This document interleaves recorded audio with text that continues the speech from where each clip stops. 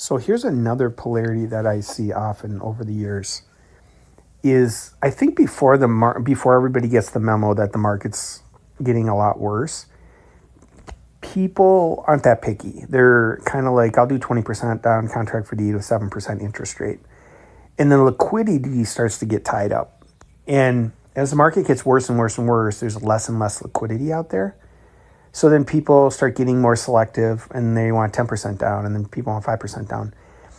The challenge that I see, though, is that the people have been in the business for a long time, and they own a lot of properties.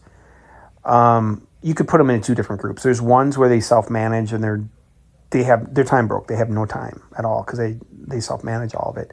And then there's the other people that are just incredible operators. They have it picked into the numbers, where the property management pays for it, and it still cash flows really well. And they're able to open up some bandwidth because they have other people. They offer some space to be able to think and be creative and stuff because they got property managers that handle that, and it allows them more time to be self-aware, to be good operators and stuff. But then there's some people that they own a ton of properties and they're the ones, doing all the work on the property, so they don't feel like they ever have any time or whatever. As they get really busy in the business, working in the business instead of on the business, what can happen is they get really, really, really specific on their buy box because they've found out what's worked for them over the years. And so they just get super specific with it. And they're looking at the world to find them properties. And meanwhile, there's a ton of other people out there, right? When the market's okay for 10 or 12 years, there's a lot of people out there, and those investors are a lot more hungry and they're not as selective. So they end up buying it all. And then it never sifts through to the ones with the really specific buy boxes. So I was trying to think of it as like how I relate that to like eating or drinking or something like that. And, if somebody's just like, I'm really picky with my wines, I only drink these two types of wines, or there's somebody else that are like, I'll drink any kind of beer, I'll drink any kind of wine. Like that might be something people hang out with more with the wines and the beer type person. But the analogy, I like analogies a lot. Not everybody does, but the analogy that came to my mind was a buffet. There's you're selecting, and there's this selecting where you're the doer, where you go up to the buffet and you feel abundance. And you're like, I have this whole buffet here, and then typically what happens is you're super hungry for that first plate, but then as you get a little bit more full, you probably slow down your eating a little bit more because you're feeling more abundant, and then by the third plate you're starting to feel full and you're feeling abundant, but you're really eating slow, right? Makes sense? And then there's the other kind of buffet where the buffet comes to you like a fogo de chao in the Rose Garden and Cooner Rapids and stuff like that, and the Chinese buffet comes to you and it's coming to you really fast and you're selecting from that as well. But what I notice happens is in the beginning you're really hungry, so you say yes to everything. But as your bandwidth gets taken up or your stomach gets more full, your buy box or your eat box becomes a lot more specific, and you start being more discerning and you start saying no to things more often. And you, like at a Chinese buffet, you're like, God, they're bringing me all this great like steak like type stuff and really good high quality stuff I never really eat. And oh, look at it, they're offering me white rice. No, I don't want any white rice. I'm starting to get full. Like, give me the good stuff, right? And you start becoming more discerning, and you're just like, I have a limited amount of bandwidth. I have a limited amount of stomach here I have a limited amount of space here, and I need to say no to some of the white rice and some stuff that's not as good. Like maybe like a cream puff wonton is different than a meat wonton, right? And so you just become more discerning because you get more and more specific as you get more and more full.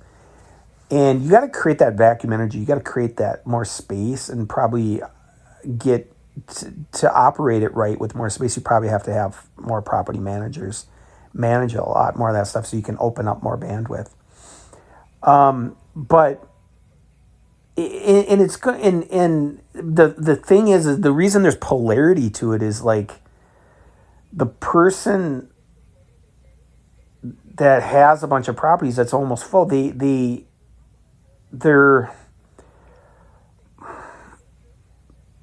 just losing. They're losing deals to all the never ending stream of people that are coming in, that they're networking with, everything else, that are buying up all the stuff because they're hungry and they want to own anything. Add me to your list, whatever. Another way that you see this play out is when you're talking to somebody that's a single real estate agent. And it's like, a lot of people can only handle 2 or 3 buyers, or they're going to be they're going to be pretty selective on the buyers that they want in their 30-minute area. They need to have a 700 credit score, 10% down. They're pretty selective about that, right? And it's because they only have so much bandwidth, so much time, right? But if you're talking to somebody who is a real estate broker and they have 30 to 40 real estate agents, they're more hungry for the deals, right? Send me the people with 620 credit score. We can get it done. I got 6 mortgage guys on speed dial.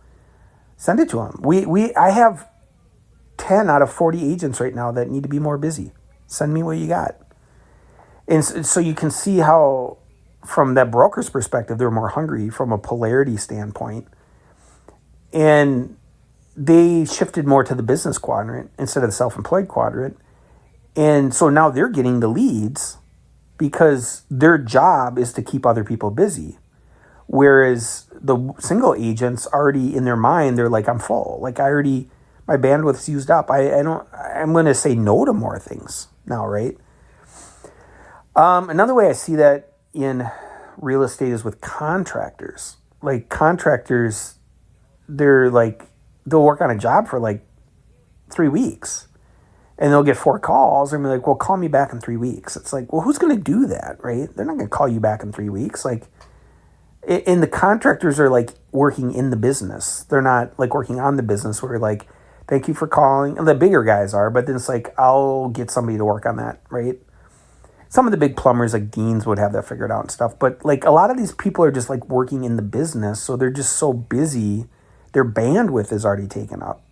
So then you just get to the point where they're just no. Because they have to say no to stuff at some point and be discerning. It happens at the buffet. Like they start bringing you all this stuff and yes. And then you get further along in it. And then you're like, you start rubbing your stomach and you're like, no. And then they quit bringing you stuff. The universe keeps bringing you stuff. It quits bringing you stuff. They quit bringing you stuff because you just said no 3 times in a row to the food. So then they bring you a fortune cookie, 2 fortune cookies, and they bring you the bill, right? They're not going to just keep bringing you stuff if you're going to keep saying no. So you got to wait 6 hours until you're hungry again and create more vacuum space in the universe and be able to take on more. So you're hungry again, right? There's always other people out there. They're going to go to the other tables where the people are hungry and they're going to serve those people because they're just going to eventually see the pattern at some point. So those are some different polarities that I see in the real estate world, something to think about. And it's very much related to people that work in the business versus on the business and which quadrant they're in, whether they're in the employee quadrant, self-employed quadrant, the business quadrant, or in the investor quadrant. I think most people are in the self-employed quadrant, very few people in the business quadrant. The investor quadrant to me is somebody that wants passive money from like a syndication or something like that. So that's just my take, something to think about. Got to allow yourself more time so you're not time broke, so you can expand and just fine tune the operations.